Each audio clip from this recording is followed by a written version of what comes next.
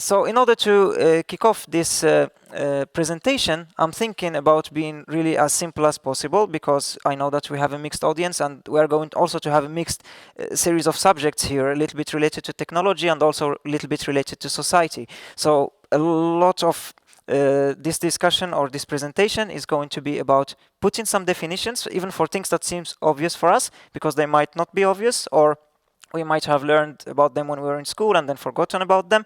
So I will try to talk a lot about definitions, and then we can brainstorm all together about the current questions, the state of art that is happening now in the area of artificial intelligence or related to smart devices in relation with these, these problematics, and also we'll try to answer them all together, brainstorming, and then we'll have even more questions that we don't have answers to, but that we can think about for the future.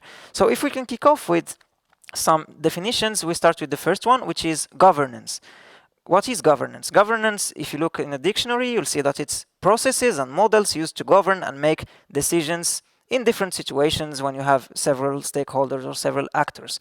So it's pretty straightforward how you make decisions and why is this decision made and based on what, and is it legitimate, etc. And there are, again, if we go really to the basic level, there are several ways how you can govern. Among them, there is the dictatorship, which is pretty obvious also. And even there, you have different types of dictatorship. You have so-called hard dictatorship and the benevolent one, which are different because in the outcome, for example, of the benevolent one, which is the first example, there is a country ruler intending to modernize the country despite the opposition of the majority. And you know, this is very controversial because would you still follow what the majority wants, or do you still want the ruler to do what they want to do because in the next generations the country is going to be better? So this is kind of benevolent dictatorship. But there's also the hard dictatorship, which is also obvious, that you have heard about in so many countries where you don't have the freedom of speech and where you just have to, you have basically one autocratic ruler or a group of people who just rule for their own interests. Then there are other examples also in dictatorship, like companies.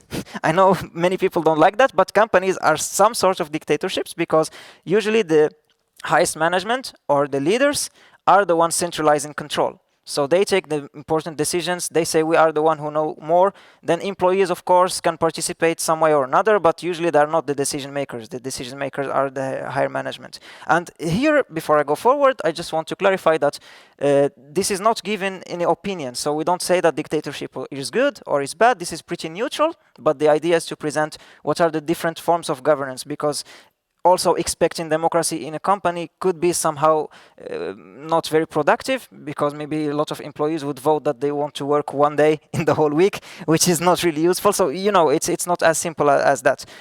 Also, there is a funny example that maybe we don't think about because it's so obvious, which is you at home, you are a house owner and you are dictator over what you have at home. So you decide what the fridge should do. You open the fridge, you close the fridge. You don't want the fridge to decide. And this is, we're going to come later to that, because we are talking about the devices and the smarter devices, and if the devices are going to be so smart that they want to take decisions and to compete with you in these decisions. But currently, for the moment, you switch on the TV when you want, you switch off the TV when you want, you open the fridge when you want, etc. And this is important. Then, of course, there is the other model of governance, which is democracy. That is also pretty simple and straightforward, where you have more power and equality for different stakeholders. And it's not really the opposite of dictatorship, but it's pretty, if we put them somewhere, like one would be at the right and the other one would be on the left. So this is for governance. If we go specifically to democracy, the basic definition of democracy is it's a system of government, so system of governance by the whole population. If we take the specific population in a country, in a region, in a company, etc., where all eligible members, and eligible is also very complicated to define, so we're not going to go into details, typically have decide all together. They all have the power through different means. And it's, you know, the so known and the well-known motto, which is power to the people. So it embodies power to the people, and it could be either direct or representative. And to give examples, the representative area is when you have a parliament or a government So instead of all of you here discussing law all the time, there are some people that you vote for and they stay 4 years or 5 years just working on that and discussing these laws for you. And then if you don't like them, you can vote for other people in the next term, etc.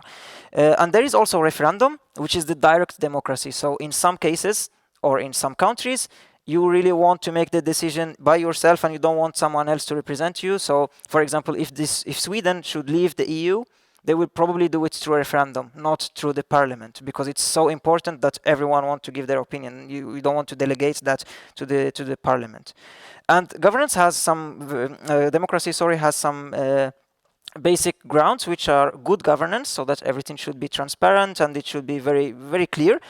Accountability is really important in democracy, so there should be accountability to the power holders, and the majority is deciding. And this is also very problematic. We don't need to get into the details, but sometimes minorities could be oppressed even in democracies, because if the majority votes for something and the majority vote to kill the minority, then it's bad, but it's still democracy. So there needs to be adjustments also to democracy somehow. So there are 5 pillars of democracy that are usually agreed between researchers, which are accountability first. So you have to be accountable if you make a decision. You have to have a democratic way for dispute management. So in case of conflicts or fights, you should have a clear way how to solve them. There should be equality between all the stakeholders, for example, all the citizens. Not one person having a right to 1 vote and others will have right to 5 votes because one is smarter or something. So yeah, there should be equality. There's also open participation. So you should have freedom of speech. Everyone should be allowed to participate if, I don't know, you want to get into elections or anything like that. And there should be transparency.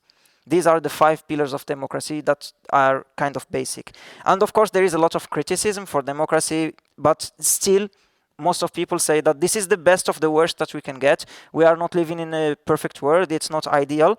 There is the risk that I talked about of tyranny of the majority, but it's still much better than other governance mode. This is not an opinion, but this is mostly like what people would say if you give them the choice between what is currently existing. Now we come a little bit closer to this conference by talking about intelligence, but we start with the living beings, then we go to the machines. So the definition of intelligence is a capacity of abstraction, logic, reasoning, planning, critical thinking, problem solving. By the way, I took this definition from Wikipedia because I think Wikipedia is great. And yeah, I'm just citing my source because you should do it. And as I said, it's an abstract capacity of doing logical processes, a lot of processes. It can have different aspects. You could be good in logical thinking. You could be intelligent in emotions, you could be intelligent in creativity, you can be intelligent in football, like Benzema, for example, a lot of things. So actually, intelligence doesn't mean one thing, and you can be intelligent in one thing and stupid in another thing. And this is also the complexity of the definition of intelligence. But basically, and to summarize, it's an ability to build on what is already existing and apply it in something new. And this is why people would say that you're smart, because you have a problem in front of you and then you solve it somehow. And maybe it was not done before that way. And this is how we come to the artificial intelligence, because the basic idea of artificial intelligence, of the AI, it's an area in computer science where machines are programmed to do what we talked about before in the definition of intelligence. They have some kind of problem. They have a data set, they have something from the background, then they build on it. Of course, there are different levels of artificial intelligence. There is the level where they have devices that are aware of their environment, that take action, that makes decision. And there are also other devices that would maybe do just one task. They will recommend you something, etc. And here you can see examples. For example, web search engine like Google is an example of artificial intelligence. They are very smart in optimizing searches for you and giving you suggestions. There are recommendation systems like YouTube and Netflix, where based on what you have seen before and based on your searches and on many other information that you don't even know about, they will suggest you a lot of films or videos or music, etc. And there are many other ideas how you could apply artificial intelligence, of course, in transportation, self-driving vehicles. All of you know about Tesla and of the buses that they drive themselves like very, very slowly, but they do actually in Stockholm. I don't know if there is in Gothenburg also, but in Stockholm there is a test with the Barkarby bus that drives itself. So artificial intelligence is not approaching human intelligence. This is a myth that is really talked about a lot, especially when you think about science fiction. The reason is because, as we said, in intelligence, you have different aspects, they have different layers. And human beings, although they might be simple, they are very complex. And we have common sense, we have emotions, we have many other things. So when we talk about Google search, yes, it's very smart. It will do search better than us. But Google search doesn't know many other things. So if you think about the biggest picture, about the overall, artificial intelligence didn't still reach what the human beings can do. If you think about the total tasks that a human should do and the total tasks that AI should do, they might be better in one task or in 5 tasks, but if you take the sum, it's still very far from reaching the human intelligence. It's not going to replace all human labor. This is also something that many people talk about.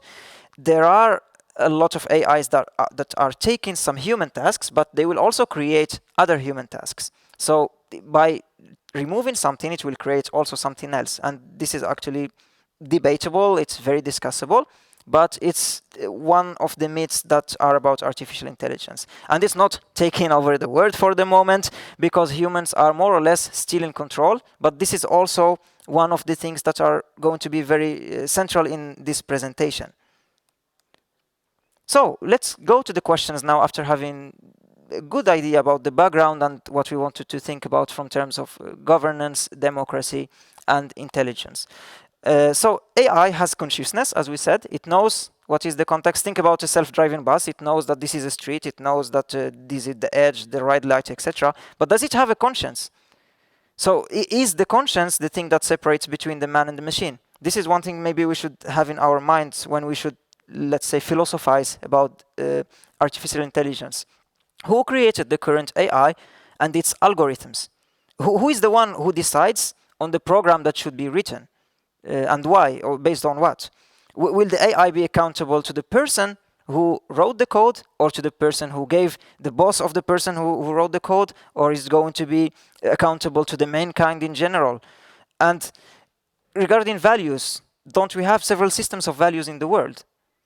And another axis that is important to think about is the AI a threat to democracy?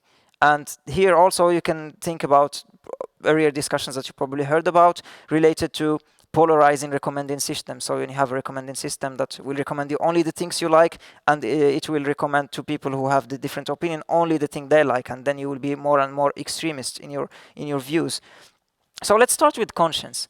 The artificial intelligence is empowering devices to take more and more informed decisions. So if we want to break down what is the process of taking a decision, we can come to a pretty simple conclusion that it's a very logical system. You have one situation, and you have maybe previous situations that happened before, then you have some kind of valuation points, +1, -1, etc. Then you take a decision. But AI is still machine, so they use very, very logical thinking. They don't have emotions, they don't have family, they don't have cousins, and maybe they don't put this into consideration when they make their decisions. So are all decisions the same? Some AIs, as you know, they have a defined role, but others maybe not. So maybe in the future, and since we are going to have smarter and smarter devices, maybe they will be on a higher level and they will approach the human behavior, which we talked about, that now we shouldn't worry for the present, but maybe in the future there will be some AIs that will approach the human intelligence in terms of being able to assume all the tasks that humans are doing. But if they do that, are they still, or should they still be considered as human beings? Because they have the same intelligence in all the aspects.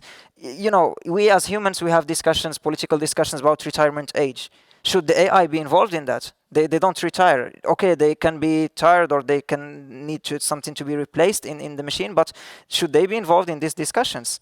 With the AI, will it need to participate in decisions about society? Because, as I told you, the AI, first of all, is created by some programmer or some society or some company, but if it becomes really, really intelligent and can take its own decision, maybe it wants another programmer to program it because it thinks that, wow, it's this guy didn't program me that well, and I found many bugs. I want another guy to program me, or something like that. Will this happen? Let's talk also about gaps. So as you know, and this is not a scoop, the world is not fair and not democratic. And this reflects also in technology and all the research work that is going. So the AI in majority was created in developed countries by pioneers. Let's say it was created in the West. So these algorithms that are there reflect the thoughts and the background of these pioneers. And it's not something bad, it's because these people were the first to do it, so they could create it. But it creates also a lot of gaps. And I know that earlier presentations in this conference talked about biases, for example, in data sets, but you have even more issues and more biases. For example, the facial recognition problem, where you cannot recognize all the face from all human beings because what you give to a machine is just some specific people. And also, as I mentioned earlier, will the AI be accountable to its creators or to the mankind? This is also a gap. If all the creators come from a specific region or from a specific country, then maybe the AI, let's suppose, I don't know, our planet is going to be invaded and they want to escape to Mars, and maybe the AI is the one that's going to save. They're going to give the priority to its creators. I know that this might sound like science fiction, but it's also something to think about. Like, why is it legitimate that it's like that? And also about the system of values that we have in the world. Many of them are not even digitalized. So we have currently mostly one system of values that is implemented in the AIs. So if we think about AI and human democracy and why it might be a threat, so as you know, recommendation systems polarize people. I will not get into detail in this one, but you know that people live somehow in bubbles and they can have fake comfort zones because you will only have things recommended to you that you like, and your enemy will only have the things that they like, and it will polarize you even more, so you will really become extremist and have even more clashes, which is very bad for a democratic environment. Then also many AIs are driven by financial benefit, and we should question ourselves, is it really what we want? When a new AI is created, when a new algorithm is created, do we want to do it because it's better for humanity, or do we want to do it because, yeah, it's so cool for my startup and I will get many investors and get so much money? This is maybe something that not everyone thinks about, but it's really key if we want to keep the democratic environment where we are living.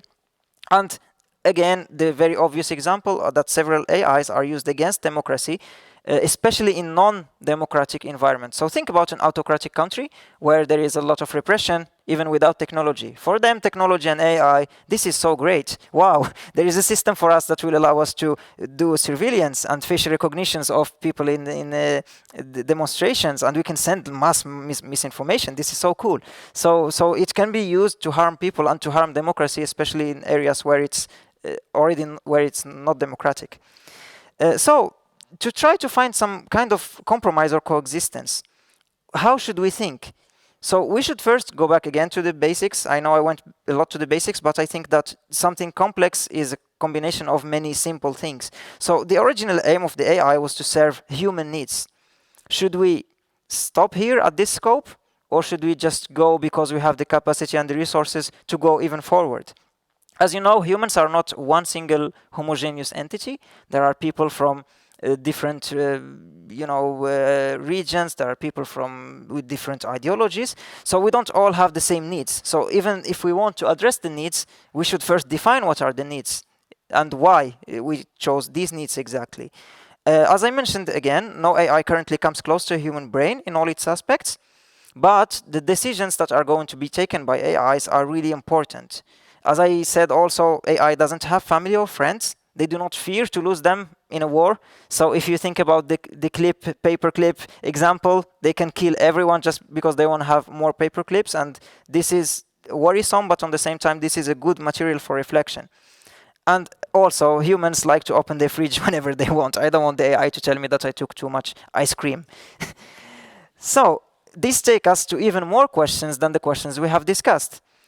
Is the general public consulted when a company develops a new innovation? This is a very problematic question because it comes to entrepreneurship, it comes to how do we want to have the flourishing startup business and companies in our country or in the world.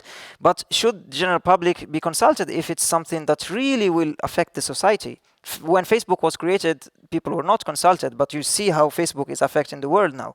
Is it in the future, should some kind of public consultation be done or not? This is a question I don't have an answer to, but that I think should really be brainstorms.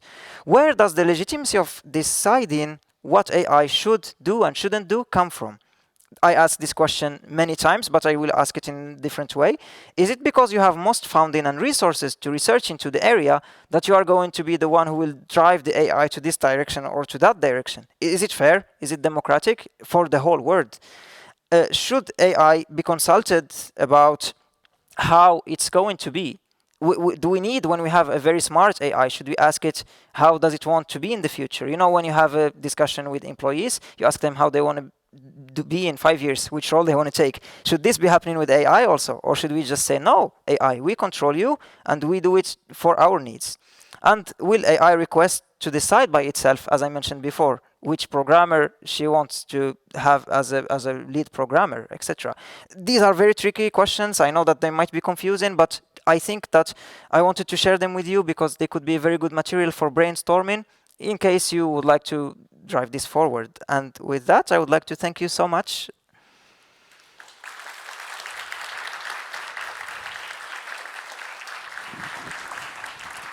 That was very nice. Thank you, Anass. Do we have any questions? Yes. Hi, thank you very much for that thought-provoking presentation. I have two questions. Yes. The first one is what you said about humans still want to have control. And I think an example of that is if you have, let's say, a smart device or a smart home that tells you, or that is programmed to maybe kick on when electricity is cheapest. And then that affects maybe the dishwasher, the washing machine, and maybe your robot vacuum cleaner, right? So if they found out, okay, it was cheapest in the middle of the night, 2 a.m., for example, and everything started to, yeah, the washing machine started at 2 a.m., the dishwasher started at 2 a.m., is that something that should be also programmed, I mean, to be taking control of, like, okay, it should be cheapest, but during some certain period of time, I mean, in a more reasonable way? And then the second question is, I think we as humans also, we're already like kind of maybe trying to bring AI up to, let's say, to start to treat them as humans in a way. I mean, there's a certain country that have granted citizenship to Sophia, a humanoid robot. So it's more like, okay, now you've treated that almost at the same level as maybe a human, and then you're okay, then it's a robot that is a citizen. It's also have its own or her own rights as a citizen. So you cannot just decommission that particular robot, I mean, in a way. How should those kind of things be? I mean, are we on the right track? Like, you know, because it can be that, okay, maybe somebody wants to actually, I mean, have an affair with humanoid robots, also like, or thinking since they are also like treated as humans in a way. So I think some things that just pop into my head when I was listening to your presentation. Yes. Thank you very much for your questions. They are really important. For the first one, I think that they're already going towards it. So for example, when you have a software update in your computer, usually the computer, unless it's very old or stupid computer, usually it asks you, do you want the update to be happening outside of working hour, or do you want it to be happening in the evening? But I think the main point that I wanted to stress here is that it's okay if you want to have the washing machine being activated at 2 a.m. and do the noise. What is not okay is that you don't know about it or you don't have that choice. So for it to be fair, you should actually be able to ask the machine when it could do it. So this needs to be done in, in consultation with the companies that are developing these machines, so that they allow you to make this choice, and not that they impose you that, for example, the machine will only be done when, or will only work when it's the cheapest. You have to decide on this configuration. This is what I'm trying to advocate in this presentation, that you, as a person, still can have the choice to configure the way you want. For the second question, unfortunately, I have no clue. I think that it could be marketing, very good marketing for a country to give citizenship to the first robot or the first AI. But imagine if they do it for millions of robots. You know, when you can scale this and do it a lot, maybe the robots will overtake the human population, and then how would we deal with these situations that I talked about? Robots don't go to school, so if they are granted citizenship and they have to vote on some motion that is related to school or to retirement or to health, they don't need health, or their health is different than humans.